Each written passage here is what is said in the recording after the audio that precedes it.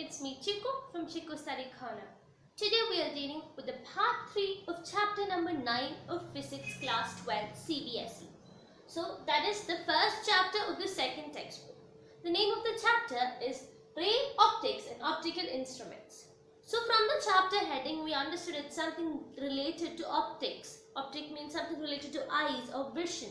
So what is that helps vision? Light.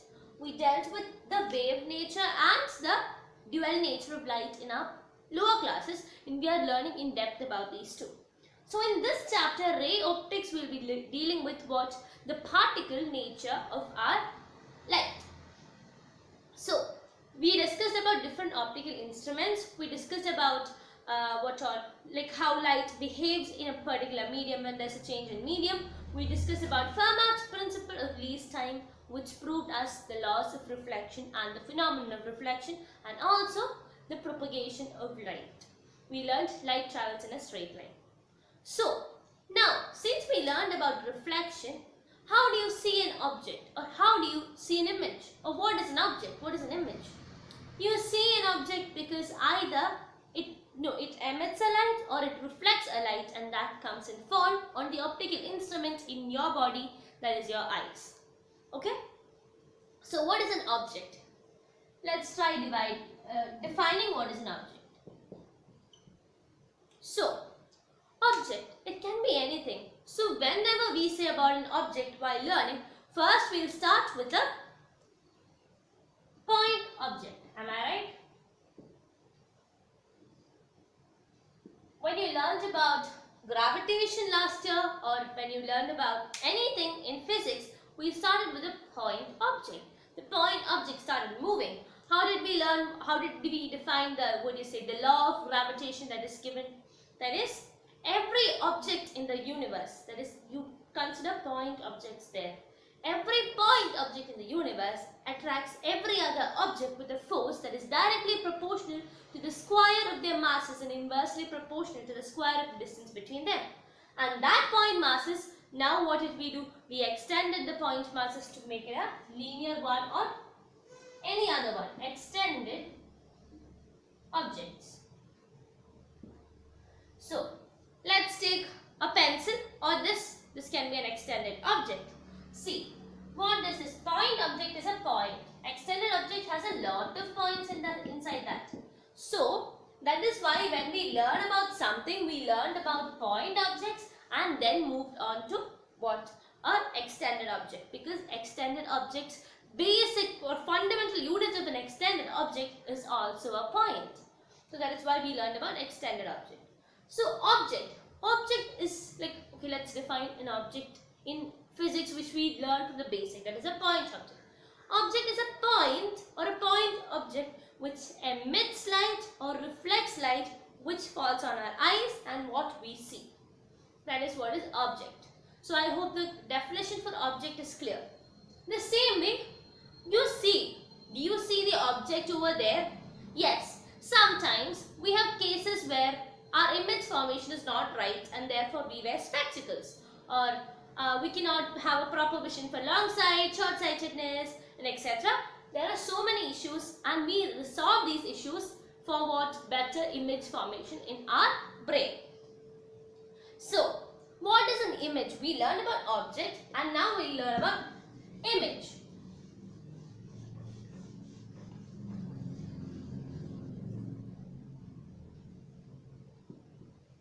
Image. What is an image? How many types of images do you know? In our lower classes, haven't we learned about reflections, refractions, etc.? Over there, we learned about images also. Just let's brush it up. For the definition of image, it can be defined as image is the perceiving, how we perceive an object. The object can be there or it cannot be there. Like say, image is our perception of an object which might not or might be present at that point.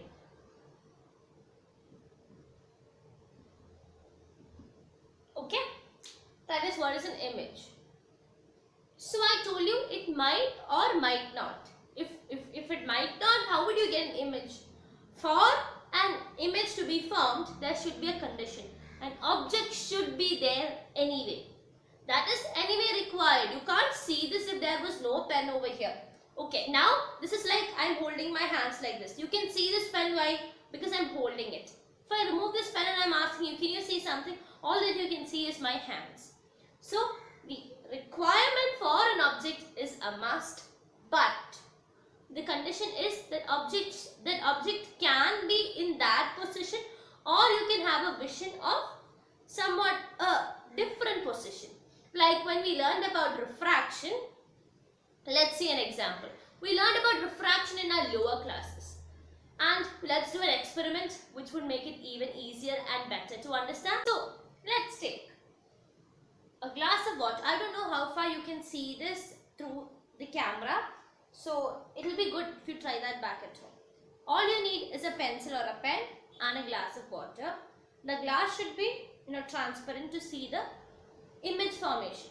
So, can you see this pencil is a straight pencil? There's no curves to the pencil. It's just a pencil. If you drop your pencil like this, when you look from here, you can see that the pencil is bent. Okay? Actually, you can see the pencil is bent. Okay? That phenomenon is called as refraction. But actually, is that bent? If you don't consider the part above the water level, then what is that?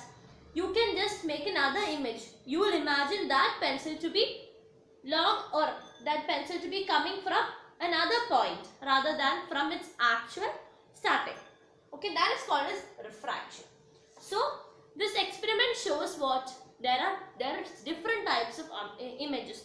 Actually, the same pencil can form a real image to you, because you see the whole pencil, you can see the pencil itself, not this pencil is in this position.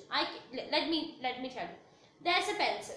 Keep the pencil somewhere and just look at it and walk towards it and go touch the pencil. So you got to have that in the same position.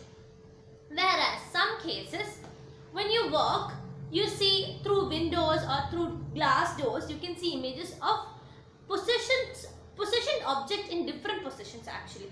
Not only you alone. If you sit in a place where there's a glass wall or a glass, and what happens is you can see an image that is like a bit far away from that, because it is not actually that object is in there, that is actually a virtual image. So as told, images of two types. Let's write images of two types. What all are they? Real images and virtual images. Okay. So for real images, what happens is that this is the point source of object.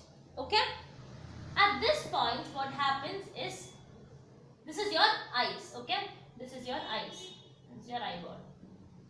So the light falls from here and falls on your eye, and therefore you know what, your brain is actually doing a lot of work to find out where the position of this object is.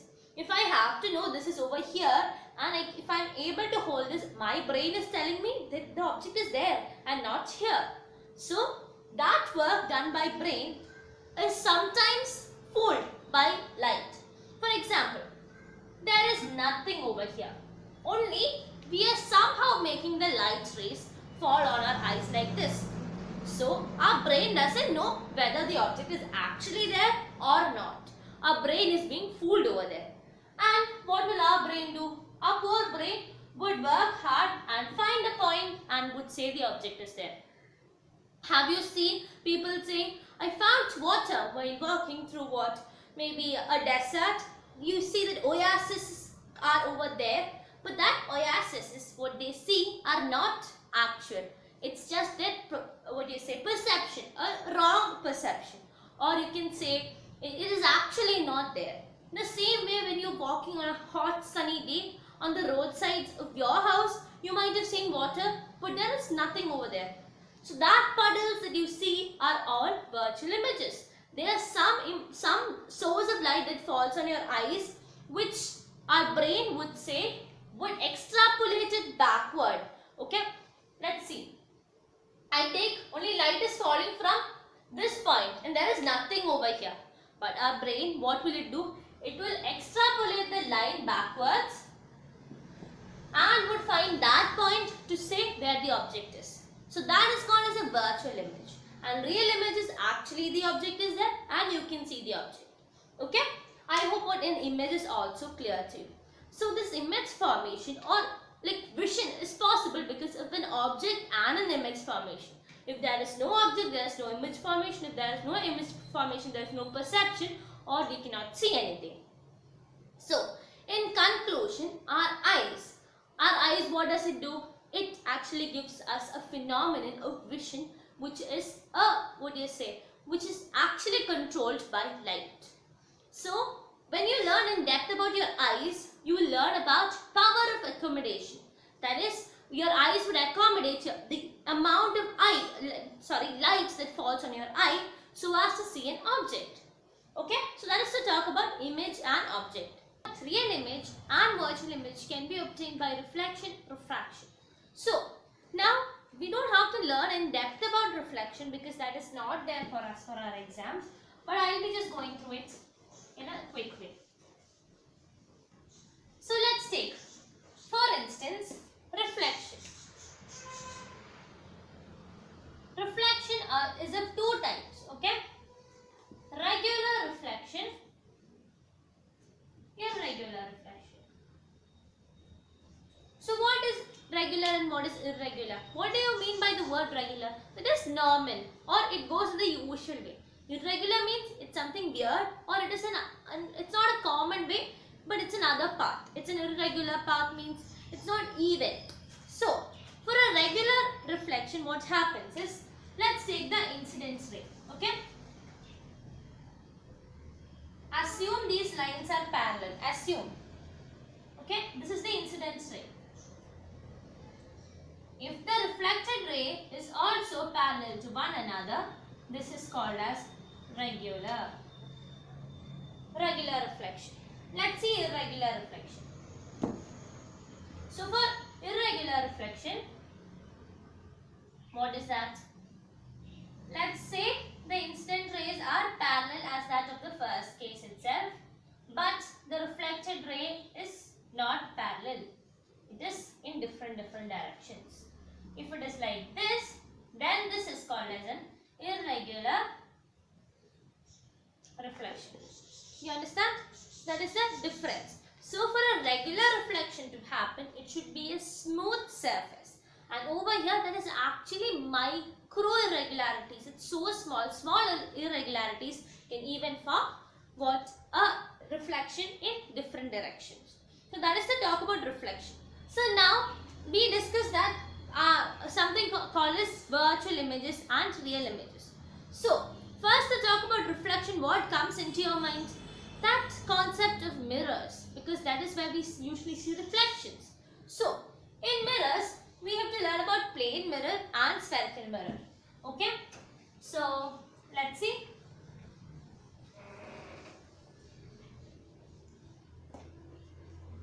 So what is a mirror actually? Mirror is a smooth reflecting surface. So mirror,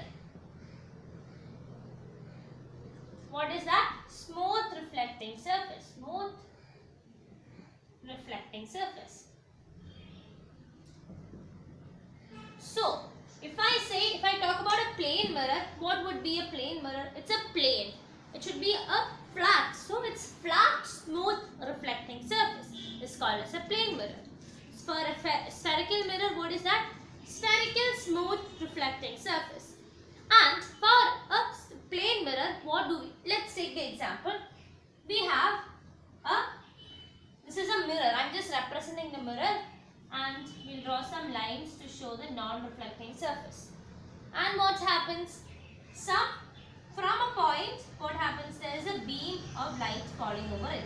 Okay, so there's beams of light, or there's a beam of light falling on the our reflecting surface, and this gets reflected, and that will fall on an eye. Here there is an eye. Okay, this is an eye. This will fall on this eye. So what happens? This is the reflected is the incident ray, this is the reflected ray, this is the incident ray. So what would this person see? Where would the object for this person be? It would be somewhere behind the mirror. As you extrapolate it, you will get it over here. In the same case, let's take, here we have a ice, okay? And from a point source, there is lights falling on it. So what she sees or what the eye sees is a real image and this is a virtual image. So usually what does a mirror show? And to talk about a mirror, we told about spherical mirrors, no? Let's see what all are the types of spherical mirrors, and we'll go just to know about what is it, just to understand, not in depth but still. So let's take, this is a spherical mirror, and okay, always a spherical mirror is a portion of a whole sphere. So let's draw a whole sphere, and this is our portion of mirror, and this is the center. So, and there is through the center, a horizontal line is passing through, which is known as principal axis. Okay, and this point, okay, let's make this the reflecting surface. Sorry, the non-reflecting surface, and inner portion is the reflecting surface. And this point is called as the pole. And the center of the sphere is the center of curvature. Okay? And there is a length, the half of the center of curvature, there is a point. This is known as the focus.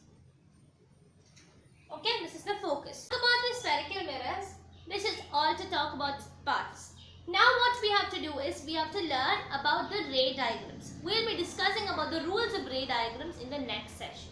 So I hope you might have understood this. If you have understood this, please give my video a huge thumbs up. If you have any queries, please do give that queries in the comment box below, and I will give a detailed explanation on what is reflection. Please do comment me in the comment box. And if you are new to my channel, please do subscribe it and share it to your friends too. So see you on the next video. Till then, bye bye.